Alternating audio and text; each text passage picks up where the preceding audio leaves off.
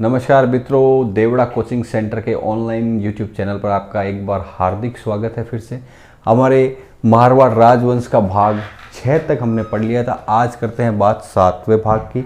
कल मैंने आपको राव चंद्रसेन के बारे में कुछ बताया था। मारवाड़ का भूला बिसरा राजा, मारवाड़ का प्रताप, प्रताप का अग्रज, ठीक है, मारवाड़ का विषअमृत नायक, ये सब इसके पर्यायवाची हैं जो बार बार पूछे जाते हैं।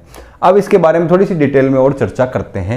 इसका शासनकाल रहा था 1562 से 81। ठीक है जी। चंद्रसेन को देखो 1570 में अकबर ने दरबार लगाया था, नागौर दरबार बुलाया था। ठीक है, नागौर दरबार में बुलाया, आओ और मारा टकाई रख दो, थानी पगड़ी, ठीक है, और अधीनता स्वीकार कर लो।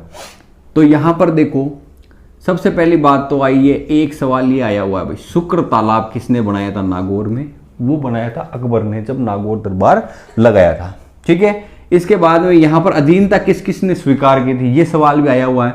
हाड़ौती का सुरजनहाड़ा आया था और उसने अधीनता स्वीकार कर ली थी। ठीक है, हाड़ौती से कौन आया? सुरजनहाड़ा। फिर उसके बाद जैसलमेर से आ रहे हैं हरराय सिंह भाटी, इसने भी अधीनता स्वीकार कर ली थी। और बीकानेर से आ रहा है कल्याणमल, कल्याणमल, ठीक है, जैत्र सिंह का पुत्र, जय सिंह का पुत्र, ठीक है, जिसको मालदेव ने मारा था, वह कल्याणमल। पहले इसने शेरशाह सूरी की अधीनता स्वीकार की थी और फिर अकबर की अधीनता स्वीकार करी 1570 में। और अपने दोनों पुत्र राय सिंह और पृथ्वी सिंह दोनों को क्या किया भाई? अकबर के दरबार में नियुक्त कर दिया। ठीक है, इसके बाद में देखो चंद्रसेन ने ये खेल देखा वहां पर जाके कि सब अकबर की जा रहे हैं और अकबर के पैरों में जाकर अपनी पगड़ी रख रहे हैं। वो इसको बिल्कुल पसंद नहीं आया चंद्रसेन को। राव चंद्रसेन जी वहां से अधीनता स्वीकार नहीं की और चला गया, कहां पर आ गए? वापस जोधपुर। इस बात का बुरा लगेगा कि नहीं लगेगा अकबर को? अपमान हो गया कि अगर राजपूत शासक में इतनी मजाल के मेरे दरबार में आके मेरी अधीनता स्वीकार नहीं करे। तो सम्राट अकबर को चुनौती दे दी, किसने?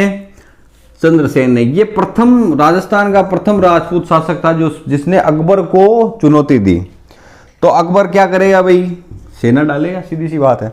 अकबर ने हुसैन अली खां के, ये देखो ये याद रखना नाम, हुसैन अली खां के नेतृत्व में सेना भेजी। जब सेना भेजी तो चंद्रसेन जी वहां से भग गए, दौड़ गए। कहां भाग गया भाई? भादरा जूना की पहाड़ी, ये है जालोर में। इसीलिए इसे क्या कहते हैं? मारवाड़ का भूला बिसरा राजा, क्योंकि ये राज को भूल ही चुका था। कहां चला गया था? पहाड़ियों पर। और इनका देहांत हो गया था 11 जनवरी सचिवाय गांव और 11 जनवरी 1581 में। कहां हो रहा है? सारण की पहाड़ियों, और वो है पाली, और गांव है सचिवाय गांव। ये याद रखना भाई। ठीक है, इसके बाद में देखो